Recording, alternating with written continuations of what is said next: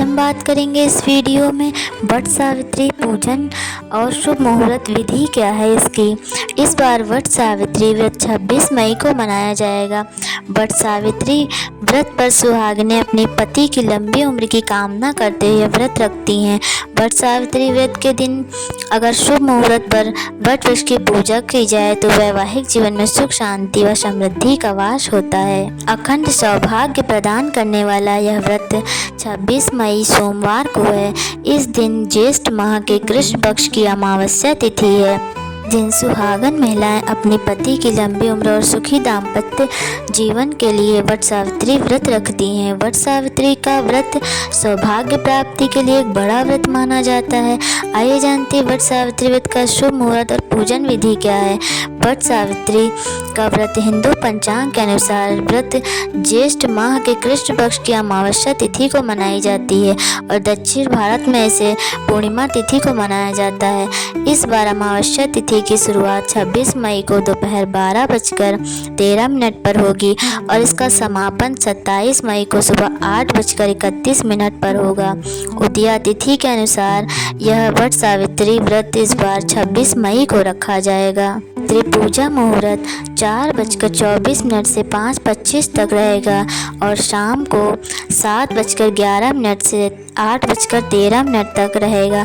दोपहर की पूजा का शुभ मुहूर्त 2:36 से 3:31 तक रहेगा। गोधूली मुहूर्त शाम 7:10 से 7:31 तक रहेगा। 22 मई को ब्रह्म मुहूर्त सुबह 4:09 से 4:57 तक रहेगा। सूर्योदय सुबह 5:45 से शाम 7:02 तक रहेगा। सुकर्मा योग रात 10:54 तक रहेगा। प्रातः काल पूजा मुहूर्त सुबह 4:24 से 5:25 तक और राहु काल दोपहर 3 से 4:30 तक होगा। रात्रि का पारण का समय व्रत खोलने का समय 27 मई मंगलवार को सुबह 5:45 से 7:55 तक होगा। जान लेते हैं वट सावित्री व्रत की पूजन विधि।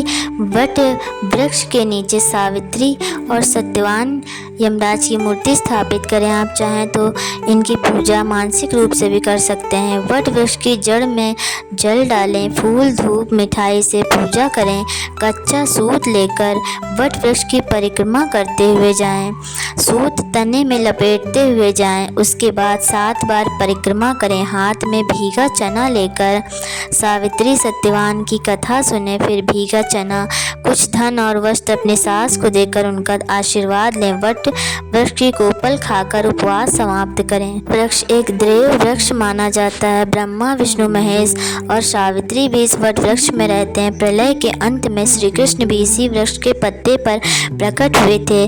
तुलसीदास ने वट वृक्ष को तीर्थराज का छत्र कहा है। यह वृक्ष न केवल अत्यंत पवित्र है बल्कि काफी ज्यादा दीर्घायु भी है।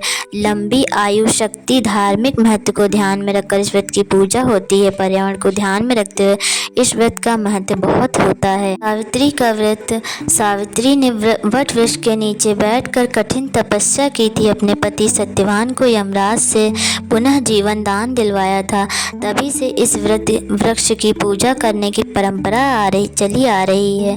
व्रत तभी पूर्ण माना जाता है जब इस वृक्ष की पूजा विधि पूर्वक की जाए। आपके पास में कोई पेड़ ना हो, यह वृक्ष ना हो तो आप घर में भी इसकी टहनी मंगवा कर और स्वच्छ स्थान पर स्थापित कर उसमें पूजा विधि पूर्वक कर सकती हैं। जानकारी अच्छी लगी हो तो वीडियो को लाइक ज़रूर करें। धन्यवाद।